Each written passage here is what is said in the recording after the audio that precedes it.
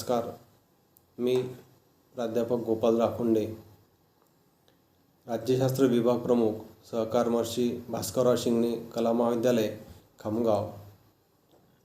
आज आपण पाहणार आहे अमरावती विद्यापीठाच्या BA भाग 1 सेमिस्टर 1ला शिकवला जाणारा राज्यशास्त्राचा भारतीय संविधान आणि स्थानिक स्वराज्य संस्था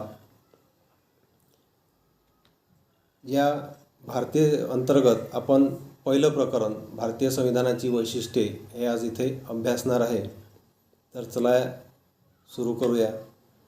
तर भारतीय संविधानाचे वैशिष्ट्ये पाहण्याआधी आपण त्याची थोडक्यात एक पार्श्वभूमी पाहू की इंग्रजांनी भारताला स्वातंत्र्य देऊ केल्यानंतर एक संविधान निर्मितीसाठी संविधान समिती गठीत करण्यात आली आणि या समितीने 2 वर्ष 11 महिने आणि 18 दिवस एवढ्या कालावधीत एक भारतासाठी सुंदर असं संविधान तयार केलेलं आहे. हे संविधान 26 नोव्हेंबर 1949ला स्वीकृत झालं आणि 26 जानेवारी 1950 पासून त्याची अंमलबजावणी सुरू झालेली आहे. तर आपलं हे संविधान कसं आहे, या संविधानात काय तरतुदी केल्या आहेत, तर याविषयी आपला सविस्तर अभ्यास असणं आवश्यक आहे. तसेच तो आपल्याला BA प्रथम वर्षाला अभ्यासाला सुद्धा आहे. आणि म्हणून आज आपण इथं पाहणार आहे की भारतीय संविधानाची वैशिष्ट्ये काय आहे. तर विद्यार्थी मित्रांनो, भारतीय संविधानाचं पहिलं वैशिष्ट्य आहे की ते सर्वात मोठे लिखित संविधान. भारताचे संविधान हे सर्वात मोठे आणि लिखित संविधान आहे. म्हणजे जगात जेवढेही संविधान आहेत त्यामध्ये भारतीय संविधान हे सर्वात मोठं संविधान आहे. तसेच ते लिखित आहे. तर आपण सर्वप्रथम पाहू की ते सर्वात मोठं संविधान का आहे. भारताच्या संविधानामध्ये 395 कलमे आहेत, 12 परिशिष्टे आणि त्याचे 22 विभाग सध्या आहेत. या गोष्टीचा जगाच्या इतर संविधानाशी जर तुलना केली तर जगातल्या काही देशांचे संविधानांच्या मधले कलमांचा आपण तुलनात्मक अभ्यास करूया. अमेरिकन संविधानात फक्त 7 कलमे आहेत. स्वित्झर्लंडच्या संविधानात 197 कलमे आहेत. चीनच्या संविधानात 138 कलमे आहेत. कॅनडाच्या संविधानात 147 कलमे आहेत. दक्षिण आफ्रिकेच्या संविधानात 153 कलमे आहेत आणि ऑस्ट्रेलियाच्या संविधानात फक्त 128 कलमे आहेत.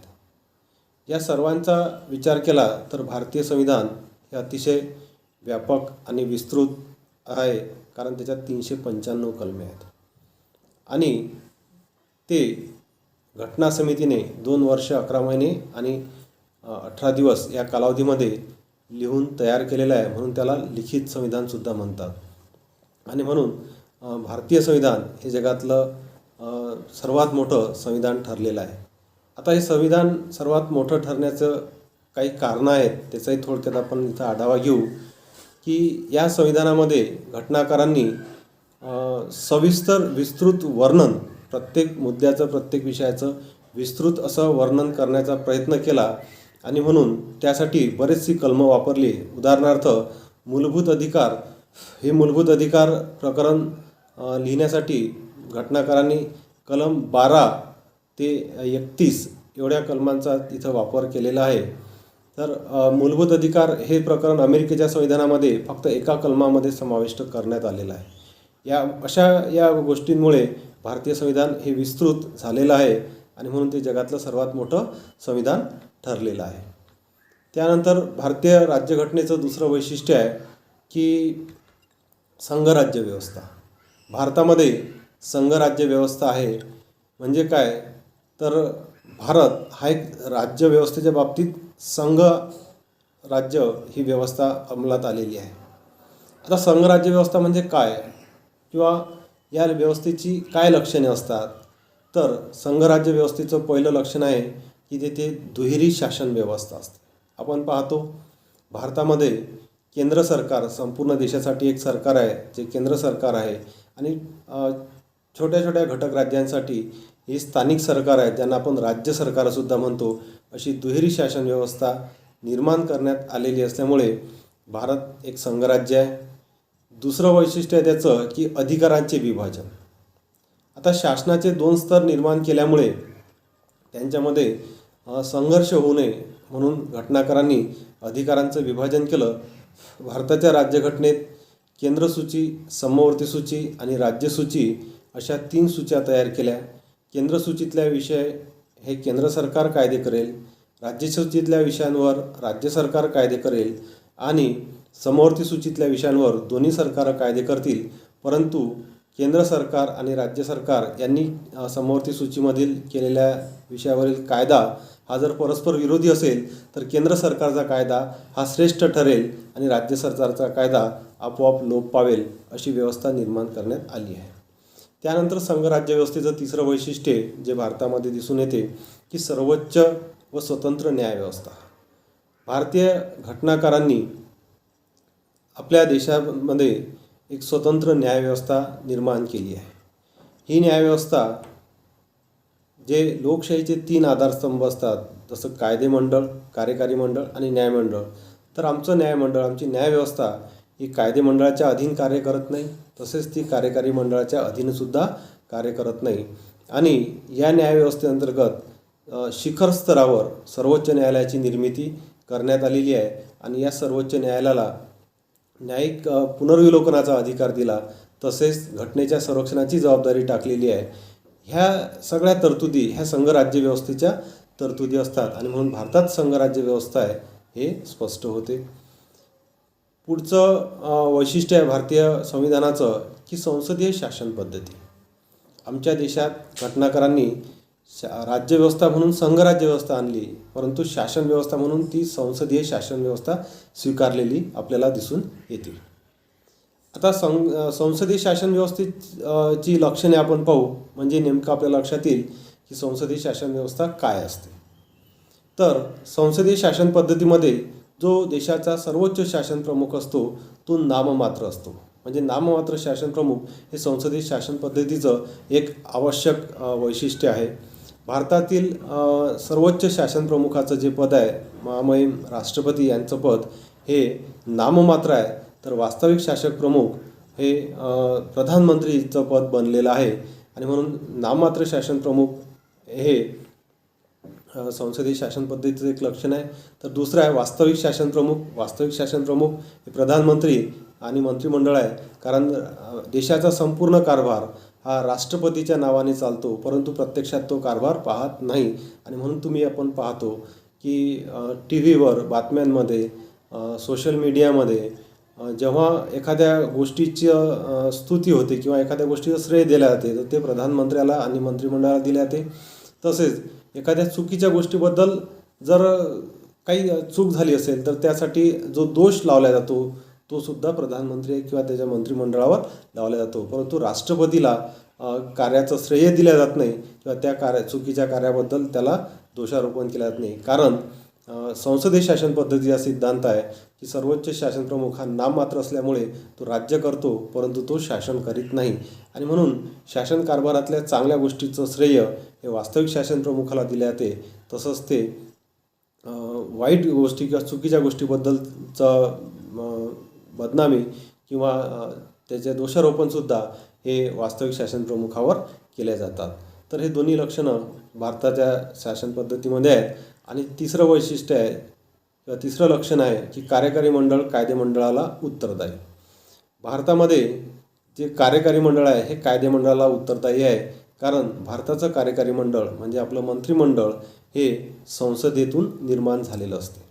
भारताच्या मंत्रिमंडळामध्ये जे सदस्य असतात प्रधानमंत्र्यासह यांना संसदेच्या दोन्ही सभागृहापैकी म्हणजे लोकसभा आणि राज्यसभा या 2 सभागृहापैकी कोणत्या तरी एका सभागृहाचा सदस्य असणं आवश्यक आहे. जर तो या एखाद्या सभागृहाचा सदस्य नसेल तर त्याला 6 महिन्याच्या आत निवडून येणं आवश्यक आहे. हे 3 प्रामुख्याने लक्षणं संसदीय शासन पद्धतीचे हे भारतीय शासन पद्धतीमध्ये दिसून येतात. म्हणून भारतीय शासन पद्धती ही संसदीय शासन पद्धती आहे असं आपण म्हणू शकतो. त्यानंतर भारतीय संविधानाचं तिसरं वैशिष्ट्य आहे म्हणजे मूलभूत अधिकार. भारतीय घटनेच्या कलम 12 ते 35मध्ये या मूलभूत अधिकारांचं वर्णन केलेलं आहे. संविधानाचा विभाग 3मध्ये याचं वर्णन आपल्याला दिसून येते. मूळ संविधानात 7 मूलभूत अधिकार भारतीय नागरिकांना देण्यात आले होते, परंतु त्यातला एक अधिकार कमी करण्यात आला आहे आणि सध्या भारतीय नागरिकांना 6 मूलभूत अधिकार हे प्राप्त आहेत. हा जो 7वा अधिकार होता तो संपत्तीचा अधिकार आहे, तो आता मूलभूत अधिकाराच्या यादीतून काढून टाकण्यात आलेला आहे. तर हे जे आता 6 अधिकार राहिलेले आहेत ते 6 अधिकार म्हणजे समतेचा अधिकार, स्वातंत्र्याचा अधिकार, शोषणाविरुद्धचा अधिकार, धर्मस्वातंत्र्याचा अधिकार, संस्कृती व शिक्षणविषयक अधिकार आणि 6वा घटनात्मक उपायांचा अधिकार आहे. या 6 मूलभूत अधिकार आज भारतीय जनतेला प्राप्त आहेत आणि भारतीय जनता या 6 अधिकारांचा उपभोग घेऊ शकतो.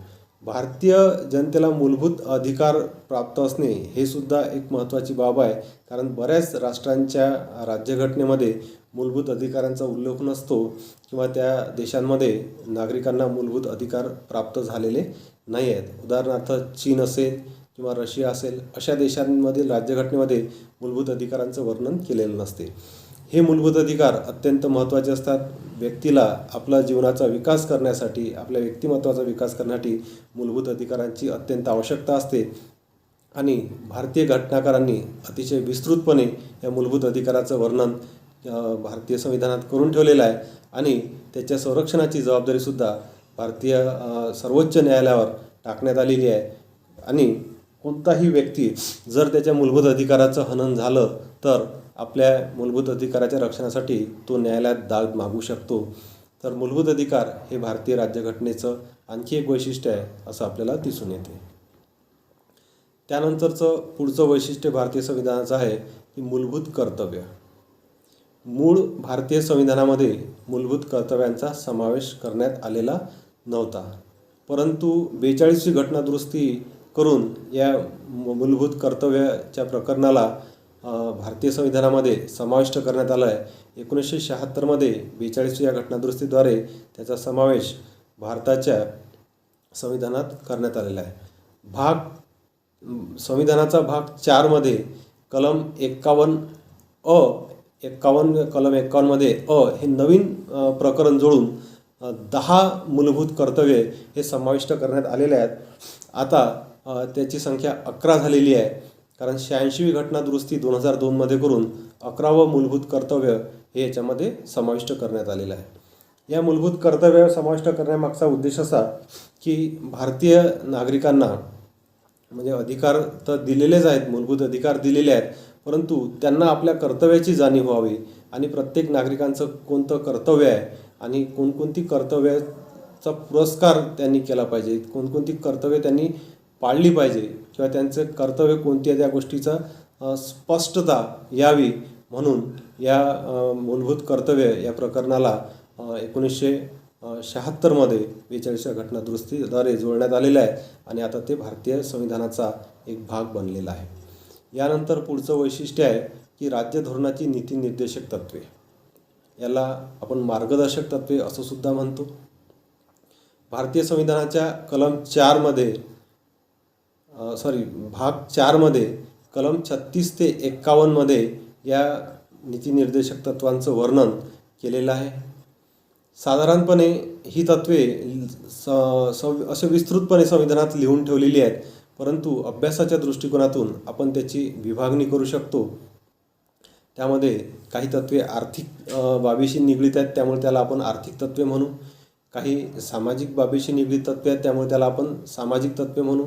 तर काही तत्त्वे ही राजकीय तत्त्वे आहेत, कारण त्यामध्ये राजकीय बाबींचा उल्लेख हा प्रामुख्याने आलेला आहे, म्हणून त्याला आपण राजकीय तत्त्वे म्हणू.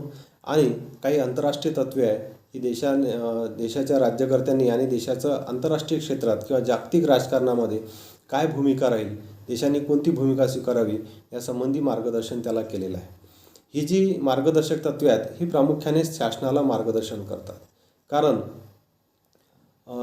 सरकार बदलत राहतात, व्यक्ती बदलत राहतात, म्हणजे मंत्रिमंडळाचे सदस्य बदलतील, प्रधानमंत्री बदलतील, परंतु देशाला एका निश्चित दिशेनं वाटचाल करावी लागेल, कारण प्रत्येक सरकार बदलल्यानंतर धोरणं बदलत राहिली तर देशाच्या विकासात खंड पडेल किंवा देशाच्या विकासाची गती मंदावेल, विस्कळीत होईल. आणि म्हणून असं होऊ नये म्हणून प्रत्येक सरकारमध्ये ही मार्गदर्शक तत्त्वे एका दीपस्तंभाप्रमाणे काम करतात. म्हणजेच काय, तर प्रत्येक सरकारला ही मार्गदर्शक तत्त्वे धोरण ठरवताना दिशा दाखवतात, कशा प्रकारची धोरणं आखायची याचं मार्गदर्शन करतात, म्हणून त्यांना मार्गदर्शक तत्त्व म्हटलेले आहेत. आणि भारतीय संविधानामध्ये भारतीय संविधानकर्त्यांनी आयर्लंड या देशाच्या संविधानातून ही मार्गदर्शक तत्त्वे स्वीकारल्याचे आपल्याला दिसून येते. आणि अतिशय भारतीय संविधानातील सुरेख असं प्रकरण आहे, सुंदर असं प्रकरण आहे. विद्यार्थी मित्रांनो, इथं आवर्जून असं सांगावंसं वाटते की जर भारतीय संविधानातील मार्गदर्शक तत्त्वांची काटेकोरपणे आणि पूर्णपणे अंमलबजावणी झाली तर आमचा हा भारत देश सुजलाम सुफलाम होईल आणि तो नंदनवन म्हणून विकसित होईल, याबद्दल कोणतीही शंका नाही. इतके ते आवश्यक आहेत.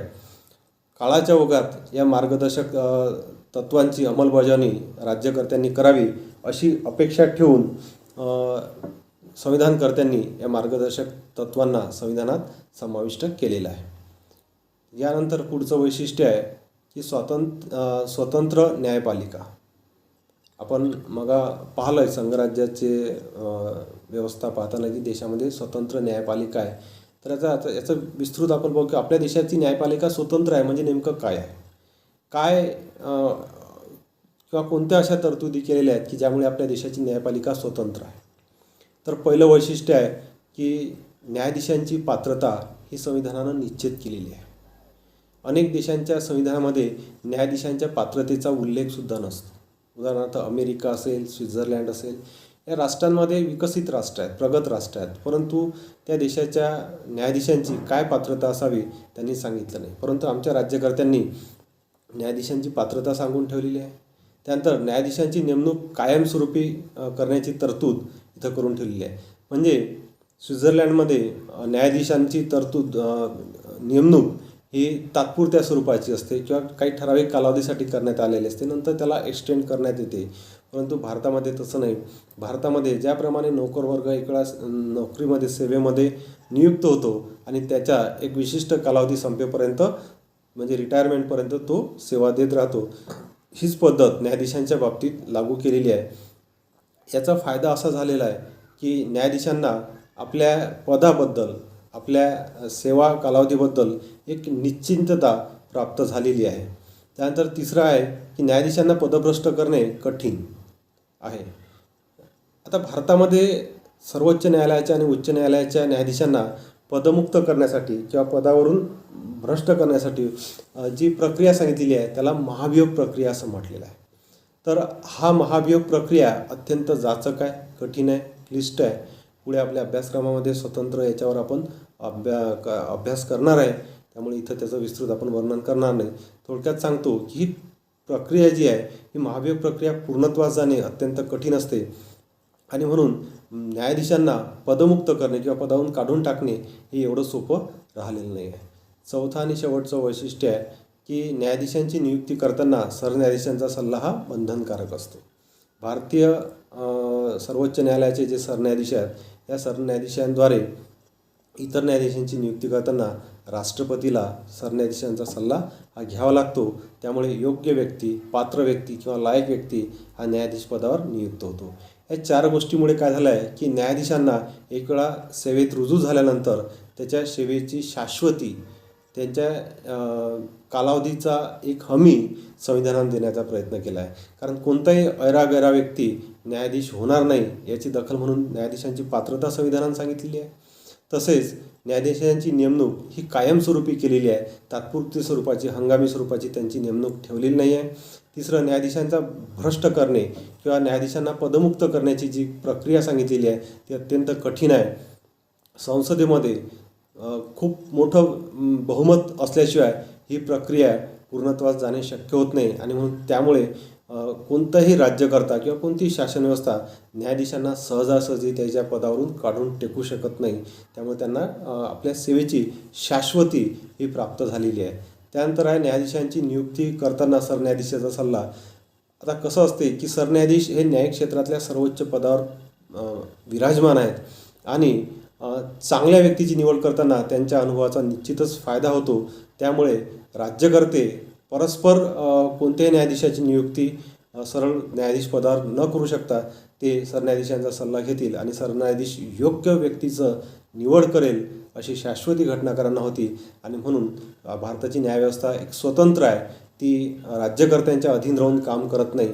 म्हणजे तुम्हाला माहीत असेल की कोणताही मंत्री असो किंवा कोणताही आमदार किंवा खासदार असो, तो न्यायव्यवस्थेच्या कामामध्ये ढवळाढवळ करू शकत नाही. आणि म्हणून देशामध्ये एक न्यायव्यवस्थेला स्वातंत्र्यता किंवा स्वायत्तता प्राप्त झाली आहे असं आपण म्हणू शकतो. आणि भारतीय राज्यघटनेचं ते एक वैशिष्ट्य आहे.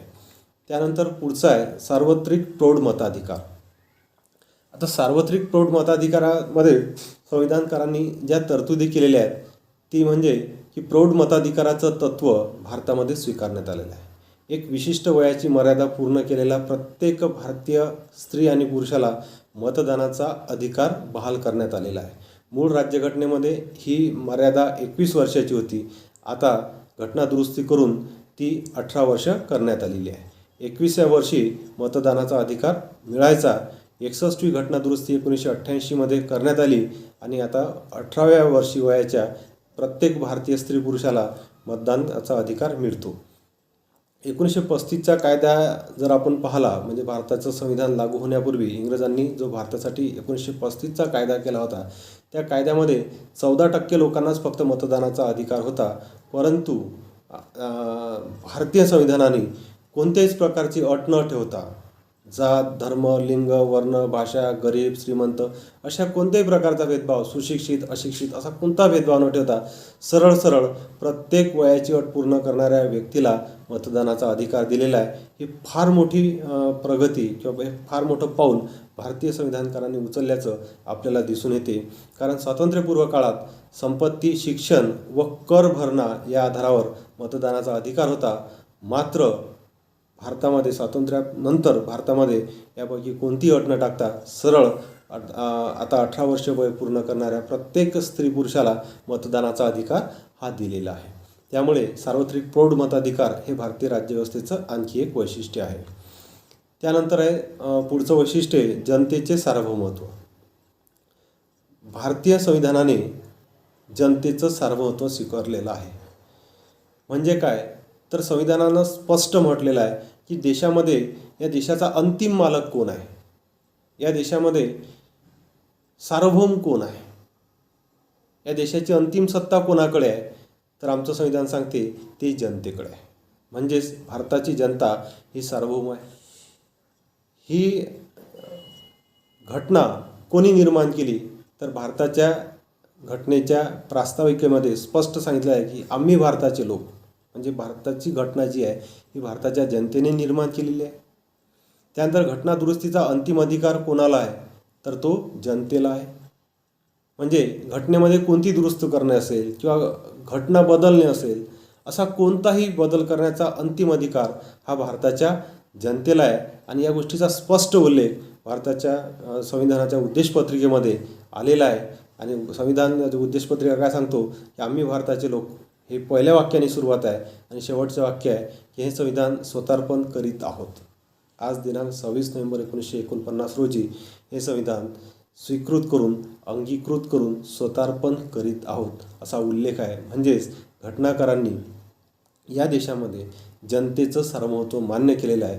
सर्वात शेवटचा अंतिम अधिकार या जनतेला बहाल केलेला आहे. या देशाचे खरे मालक जर कोण असेल तर कोणती व्यक्ती, कोणता समूह किंवा कोणता विशिष्ट वर्ग याचा मालक नसेल, तर या देशाची समस्त जनता ही या देशाचा मालक आहे. असंच जनतेचे सार्वभौमत्व या गोष्टीचा अर्थ होतो आणि ते संविधानकर्त्यांनी मान्य केलं. हे भारताच्या संविधानाचं एक वेगळं वैशिष्ट्य आहे. त्यानंतर पुढे आहे गणराज्य, की भारत एक गणराज्य आहे. म्हणजे काय तर भारताचा सर्वोच्च शासक म्हणजे राष्ट्रपती हा लोकांनी निवडून दिलेला आहे. गणराज्य त्या व्यवस्थेला म्हणतात की ज्या व्यवस्थेतील सर्वोच्च शासकाचं पद हे लोकांनी निवडून दिलेलं असते. इंग्लंड हे गणराज्य नाही आहे, कारण इंग्लंडचा राजा हा वंशपरंपरेनं आपल्या पदावर येतो. मात्र भारताचे महामहिम राष्ट्रपती पद हे जनतेद्वारे प्रत्यक्ष किंवा अप्रत्यक्ष, पण भारताच्या राष्ट्रपती पदावरची निवडणूक ही अप्रत्यक्षरित्या होते. म्हणजे भारताचे राष्ट्रपती हे अप्रत्यक्षरित्या मतदान पद्धतीने हे निवडल्या जातात. आणि म्हणून भारत हे एक गणराज्य आहे असं त्याचं वैशिष्ट्य आहे. त्यानंतर पुढचं वैशिष्ट्य आहे धर्मनिरपेक्ष राज्य. मूळ संविधानामध्ये हे वैशिष्ट्य नव्हतं, परंतु 1976मध्ये 42व्या घटनादुरुस्तीद्वारे हे भारतीय संविधानाचा आता भाग बनलेला आहे. तर धर्मनिरपेक्ष राज्य म्हणजे काय, तर राज्याचा, शासनाचा, सरकारचा विशिष्ट असा कोणताही धर्म नाही. हे राज्य धर्माधिष्ठित नाही. कोणत्याही धर्माला राज्य सरकारचा पाठिंबा नाही असा याचा अर्थ होतो. धर्माच्या आधारे व्यक्तिमध्ये सरकार, कायदा, व्यवस्था कसलाही भेदभाव करणार नाही असा सुद्धा त्याचा अर्थ होतो. तसेच धर्म ही व्यक्तीची वैयक्तिक बाब आमच्या संविधानाने मानलेली आहे. म्हणजे काय, तर शासनाचा कोणता धर्म नाही आणि म्हणून शासनाचं समर्थन कोणत्या धर्माला मिळणार नाही. धर्म ही प्रत्येकाची वैयक्तिक बाब मानली. तुम्ही तुमच्या घरामध्ये तुमच्या धर्माचं अनुसरण करा, आचरण करा, उपासना करा, तुमच्या धर्माप्रमाणे तुम्ही जीवन जगा, परंतु शासकीय स्तरावर कोणत्याही धर्माला मान्यता देण्यात आलेली नाही. आणि कायद्याचं समान सर्वांना संरक्षण देण्यात येईल. धार्मिक आधारावर कायदा भेदभाव करणार नाही असा सुद्धा त्याचा अर्थ होतो. आणि आणखी एक आहे की राज्य धार्मिक क्षेत्रात हस्तक्षेप करणार नाही. जेव्हा धर्म ही व्यक्तीची व्यक्तिगत बाब मानली, त्याचा अर्थ असा आहे की राज्य हे व्यक्तिगत क्षेत्रात हस्तक्षेप करणार नाही, धार्मिक क्षेत्रात हस्तक्षेप करणार नाही. कारण धर्म निरपेक्ष राज्य असल्यामुळे त्याला कोणत्याही धार्मिक बाबतीत हस्तक्षेप करण्याची इच्छा नाही असा त्याचा अर्थ होतो. आणि भारतामध्ये धर्म ही व्यक्तिगत बाब मानण्यात आल्यामुळे भारत सरकार कोणाच्याही व्यक्तिगत धार्मिक कार्यामध्ये हस्तक्षेप करत नाही. आणि म्हणून धर्मनिरपेक्षता हे आमच्या देशाचं एक वैशिष्ट्य आहे, आमच्या संविधानाचं वैशिष्ट्य आता बनलं आहे. त्यानंतर आमच्या संविधानाचं आणखी एक महत्त्वाचं वैशिष्ट्य आहे की आमचं संविधान हे अंशतः लवचिक आणि बहुतांश परिदृढ संविधान आहे. आमचं संविधान अंशतः लवचिक आणि बहुतांश परिदृढ संविधान आहे. आता याचा अर्थ काय आहे, तर भारतीय संविधान हे अंशतः लवचिक आहे आणि बहुतांश परिदृढ आहे. म्हणजे काय, तर संविधानाच्या कलमांमध्ये बदल करणे किंवा घटनादुरुस्ती करणे याच्यावरून हे वैशिष्ट्य स्पष्ट होते.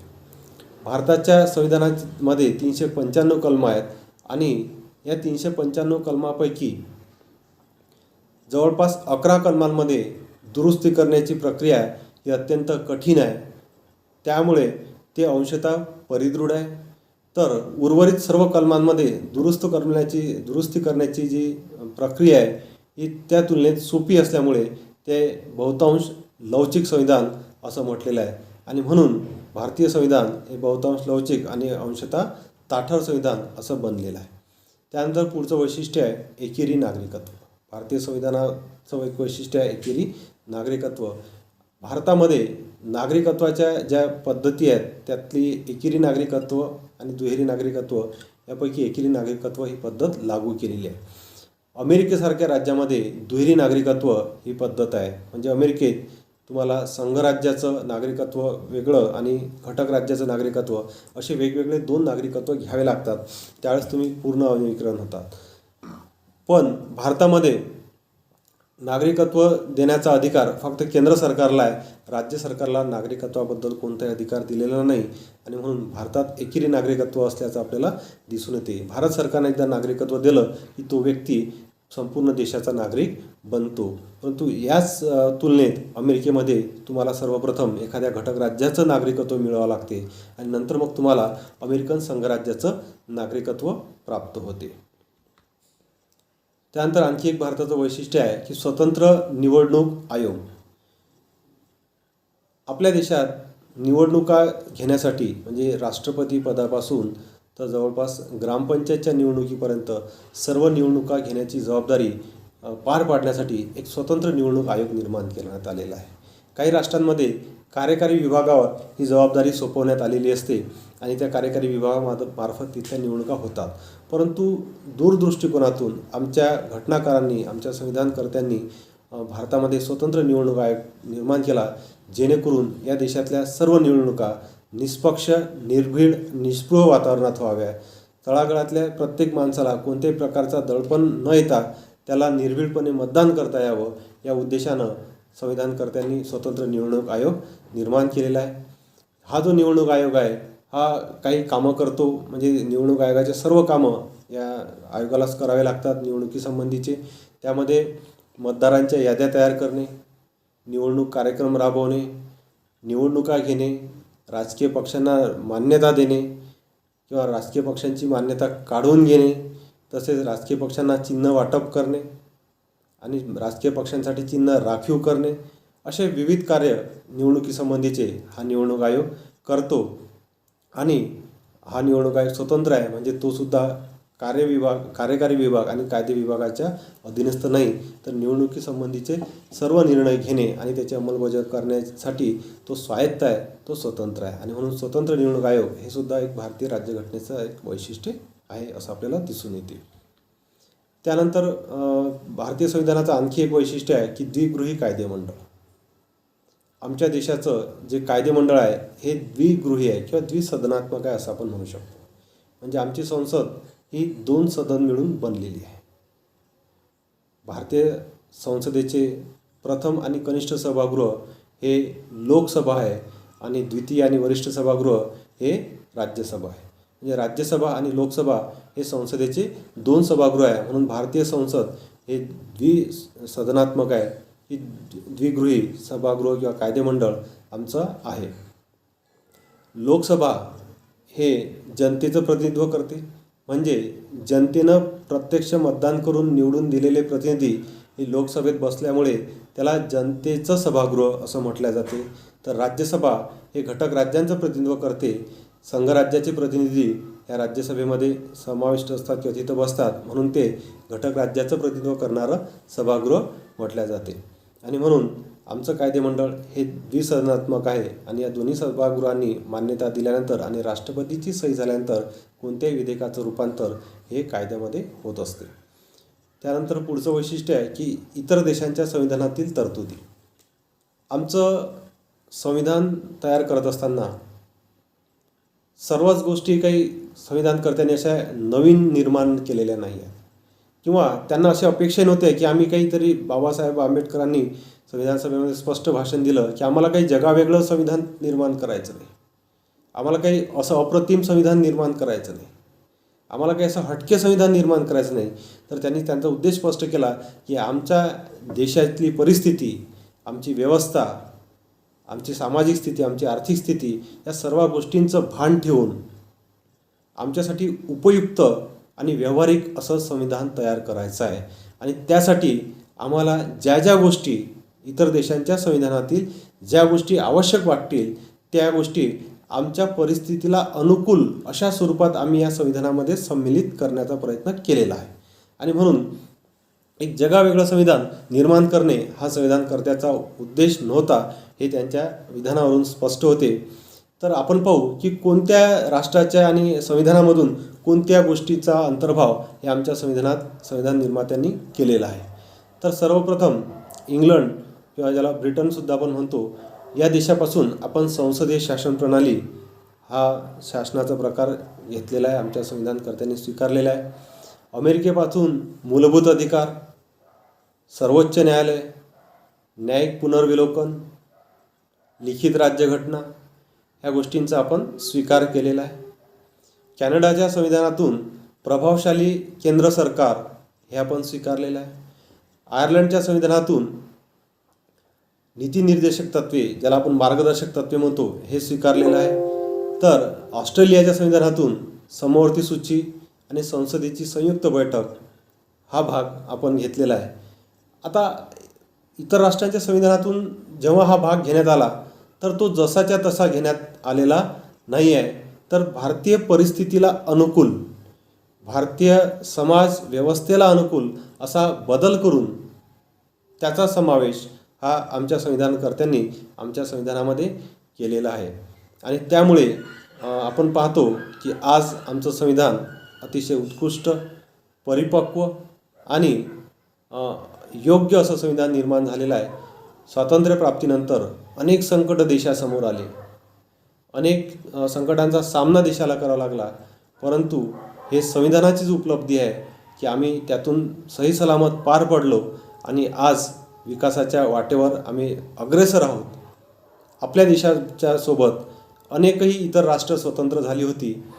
उदाहरणार्थ पाकिस्तान असेल किंवा इराण, इराक 1-2 वर्ष मागे पुढे या दरम्यान ते देश स्वतंत्र झाले. परंतु आपण पाहतो की त्यांच्या व्यवस्था कोसळल्या, त्यांच्या देशातली लोकशाही उद्ध्वस्त झाली किंवा काही देशामध्ये नाममात्र लोकशाही उरलेली आहे किंवा नाममात्र लोकशाही दिसून येते. प्रत्यक्षामध्ये तिथं काही लोकांची हुकुमशाही चालत असताना दिसून येते. उदाहरणार्थ पाकिस्तान हे आपल्या सर्वांना माहीत आहे. परंतु आमच्या देशामध्ये कधीही लोकशाहीचा जो अनुभव जनतेला नव्हता आणि 150 वर्ष इंग्रजांच्या गुलामगिरीचा अनुभव आमच्या पाठीशी होता. परंतु हे जगातली एक अभिनव व्यवस्था, नवीन व्यवस्था आमच्या संविधानकर्त्यांनी स्वीकारली आणि या संविधानातील तरतुदीमुळे आणि या संविधानाच्या योग्य बाबींमुळे आज आमच्या देशात ही लोकशाही यशस्वी होताना दिसत आहे. मान्य आहे की अजूनही आम्ही आदर्श लोकशाही निर्माण करू शकलो नाही. परंतु तुलनात्मक अध्ययन जर केलं तर जे देश आमच्या आसपास स्वतंत्र झाले त्या देशाच्या तुलनेत आमच्या देशाची लोकशाही ही बरीच प्रगती करत आहे आणि विकसित होत आहे. या देशात लोकशाही मोठ्या प्रमाणात स्थिरावलेली आहे आणि ती लोकशाही अधिकाधिक दिवसेंदिवस विकसित होत आहे किंवा लोकशाही विकसनाच्या दिशेनं आम्ही मार्गस्थ झालेला आहे. झपाट्यानं तिकडे वाटचाल करत आहे असं आपल्याला म्हणता येईल. आणि म्हणून आज आमच्या देशातली लोकशाही यशस्वी होण्याचं कारण काय, तर आमचं उत्कृष्ट संविधान आहे आणि संविधानकर्त्यांनी अतिशय दूरदृष्टिकोनातून या संविधानाची निर्मिती केली आणि म्हणून आज ही लोकशाही इथं यशस्वी झाली आणि आपल्या देशातल्या नागरिकांना जो अधिकार प्राप्त झाले किंवा ते ज्या अधिकाराचा उपभोग घेत आहेत याचं श्रेयसुद्धा आमच्या संविधानाला जाते असं आपण म्हणू शकतो. तर इथं आज आपण भारतीय संविधानाची वैशिष्ट्ये पाहिली. मला असं वाटते की या वैशिष्ट्यांच्या अभ्यासातून एक संविधानाची ढोबळमानाने रूपरेषा तुमच्यासमोर मी मांडण्याचा माझ्या परीनं प्रयत्न केला. त्यात काही उणिवा राहिल्या असतील, परंतु मी माझ्या परीनं कसोशीनं सर्वोत्तम असं तुमच्यासमोर मांडण्याचा प्रयत्न केला आहे. तर याचा तुम्ही फायदा घेऊन परीक्षेमध्येच फक्त उत्कृष्ट गुणांकन मिळवावं अशी माझी अपेक्षा नाही, तर भारतीय संविधानाचा अभ्यास सखोलतेनं करून तुम्ही आपल्या संविधानाला अधिक किंवा आपल्या व्यवस्थेला अधिक सक्षम कसं बनवता येईल या दिशेनं तुम्ही प्रयत्न कराल आणि त्याकरता तुम्ही संविधानात सांगितलेल्या बाबी हे आपल्या अंगीकृत कराल, स्वीकृत कराल आणि त्याप्रमाणे आचरण कराल अशी मला आशा आहे. एवढं बोलून इथं थांबूया.